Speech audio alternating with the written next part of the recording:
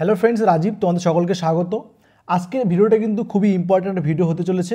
তোমরা যারা বহু অপেক্ষায় ছিলে যে এসএসসি এমটিএসের জন্য, তাদের কিন্তু আজকে কিন্তু আমাদের এসএসসি কিন্তু অলরেডি একটা নোটিফিকেশন দিয়ে দিয়েছে। এবং দেখো আজকের থেকে কিন্তু অনলাইন যে অ্যাপ্লিকেশন কিন্তু স্টার্ট হয়ে যাচ্ছে। তোমরা দেখতে পাচ্ছ, দেখো 27 জুন থেকে কিন্তু স্টার্ট হচ্ছে এবং সেটা কিন্তু 31শে জুলাই পর্যন্ত কিন্তু থাকবে।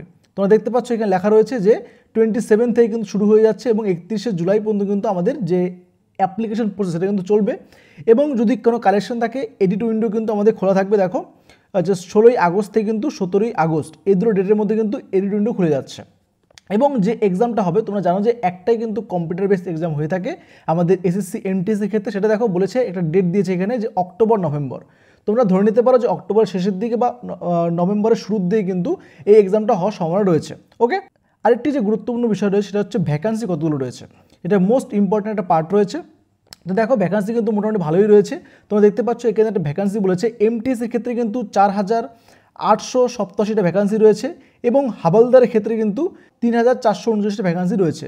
তো টোটাল মোট মিলে কিন্তু 8326টা ভ্যাকান্সি রয়েছে এমটিএসের ক্ষেত্রে। ওকে, তো এই ছিল মূল বিষয় এসএসসি এমটিএসের ক্ষেত্রে। আর সিলেবাস তো তোমরা জানোই একই রকমই রয়েছে।